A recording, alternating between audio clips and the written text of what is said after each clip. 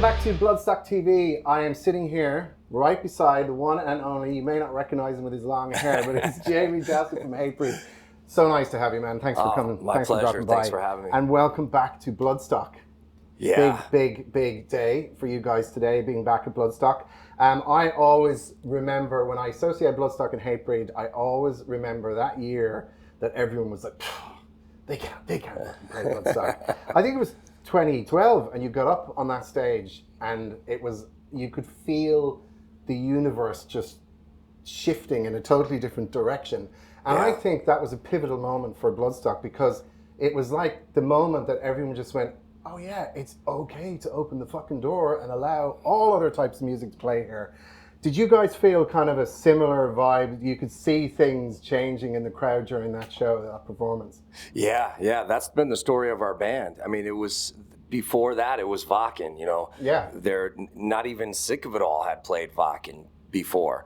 And then we went out there before Creator and Carcass and had the pyro show, and it had the crowd chanting Hatebreed before we played, which was the same thing when we opened for Slayer too. You know, nobody can open for Slayer and give them a run, and then, you know, the first show of the tour, they're chanting Hatebreed, which I don't think had ever happened before at a Slayer gig. So it's amazing. It's all because of the fans and all because of the people with open minds, and at the end of the day, it's just like any other thing in life. It just takes one person or one band or one artist to do it, and once it's done, then it can be done again. Like even you know, right now everybody's talking about the Olympics. Oh yeah, the Gojira. Right, there you go. Yeah. All it takes is one band. But even think about the records. There's records that once one person breaks the record, then it creates a collective consciousness that it's possible. Yeah. So once the record is broken like that, then 10 more people do it within a month, because they go, oh, if they could do it, we could do it.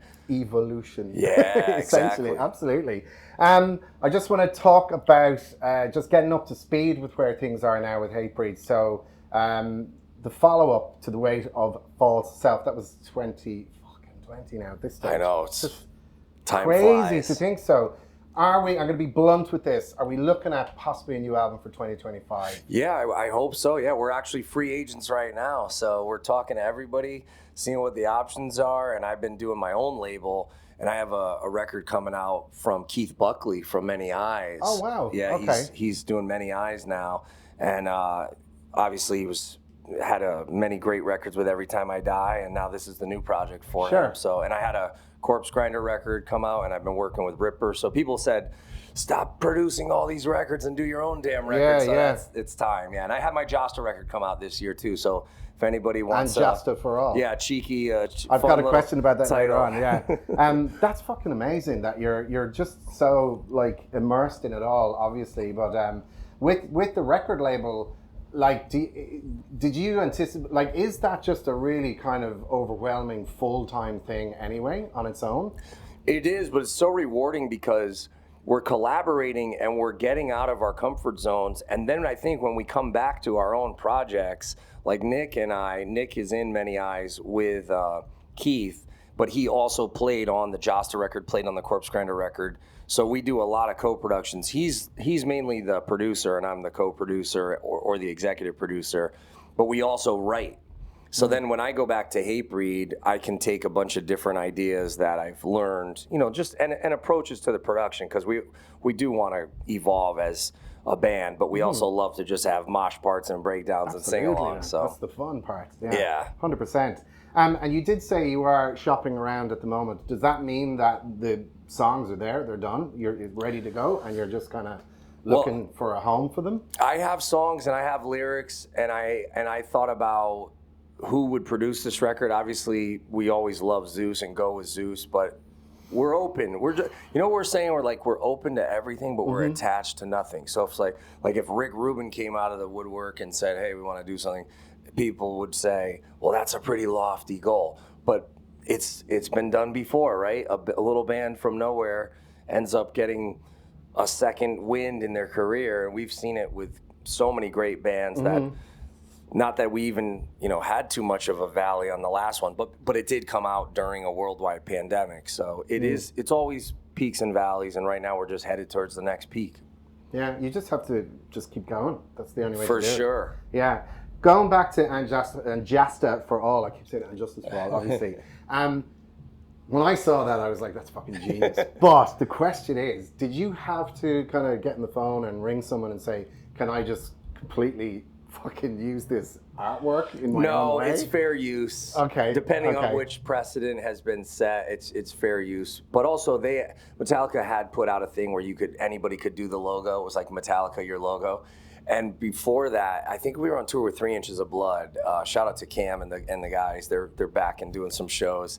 Cam had said, one day you got to do a record called Jasta for all. I mean, it's pretty much meant to be. Yeah. It's so funny. Yeah. And I said, it would have to be like a total love letter to thrash, though. So in a way, it's an homage to Metallica and Testament, Exodus, and Violence, and that's why I got all those guys guesting on it. Yeah. Just one last. And Anthrax. I got to give Scott Ian his Scott his is due. The guy, Scott Air Scott. Yeah, I mean the wrist is the wrist is right up there with Hetfield. Hetfield is pure down picking though. That's I what know. I cannot get my fucking head around. I know. And 3-finger holding pick, which is like what?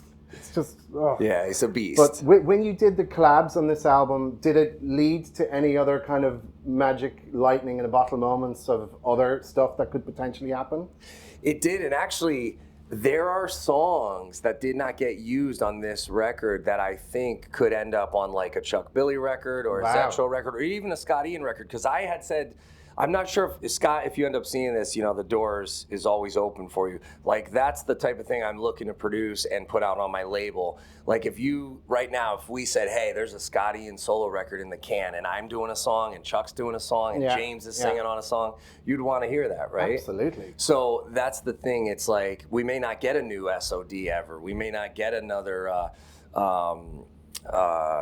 whatever project that we've done or side projects. You know what I mean? But that's the thing that I can do with this label, and I can probably not only bring the other writers in, but I have a good list of contacts with other producers and just songwriters who would produce on their own and submit, and it's all about collaborating. Well, you're the very epitome of being, this super proactive person that is, you're the nucleus that just pulls people in.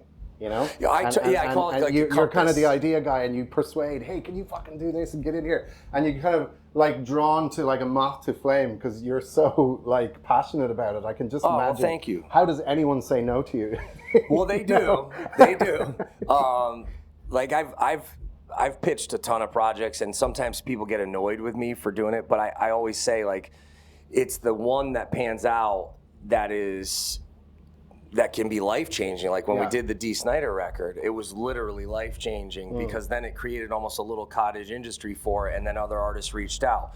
But I'm always looking to collaborate because we're stronger together than we are, sort of in our own little bubbles. Yeah. And even when I don't want to see anyone or talk to anyone, and I want to like just be in my basement with my guitar or with my pad, I have to tell myself, no, it can be better if you get another set of eyes or ears on this. Yeah, I got you, man. I am so excited about what the hell you're going to do next. You're just like, there's so much potential there between the label and the new Hatebreed record coming out and all the other stuff that's going on. So I Thank wish you the best of luck at everything I appreciate going forward. it. And long may your return to Bloodstock keep happening and happening and happening over the years. I gotta say, Vicky and Alan and the whole crew and you and everybody here, you guys are such an inspiration to us. Everybody's a survivor and a fighter, and I love it and I appreciate it, and I always pay that positivity forward anytime I go. Like today, the line was endless for the signing, and it was so many nice things were said that I was like, I gotta just absorb this and be in the present moment and be grateful, and then go pay that forward. So and hopefully the wind will die down and we'll get to blow some shit up and light some shit on fire, because we really wanted to light some shit on fire at Bloodstock and take it up a level. Where else is a better place to do it? For sure. We'll wait and see for that. And anybody out there, look, just always check into anything that Jamey's doing. Please. And also Hatebreed stuff. And just everybody work together, support each other, buy records, buy merch. And yeah. And let's do a metal. Scotty and solo record, and a Chuck Billy solo record, and a Solo Zetro records. Solo records.